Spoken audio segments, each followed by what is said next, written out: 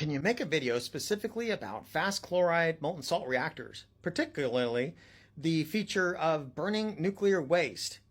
So no need for future reprocessing thanks to a fast spectrum and salt. Well, it's not quite as simple as that. If you have higher enrichment, then you don't need as much moderator. And when you have a higher enrichment with lower moderator, your neutrons have a higher energy. The average energy is much higher. In other words, they have a harder spectrum. When you have a harder spectrum, you get more neutrons per fission. When you get more neutrons per fission, then that means that you don't need as much fuel.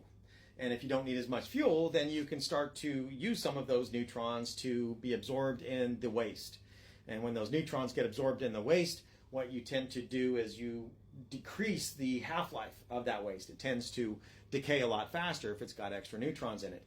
And so you can combine all of those things to make a fast spectrum molten salt reactor and allow you to use what's currently spent fuel and burn it again.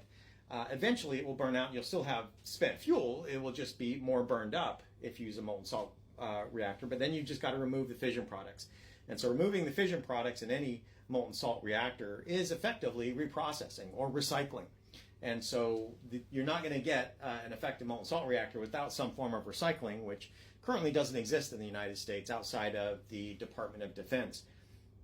And so for civilian reactors and vendors to do this is going to require going through that regulatory process with your design and then building it and validating it. So hopefully we're going to see that sooner than later, but there's still quite a few hurdles to jump.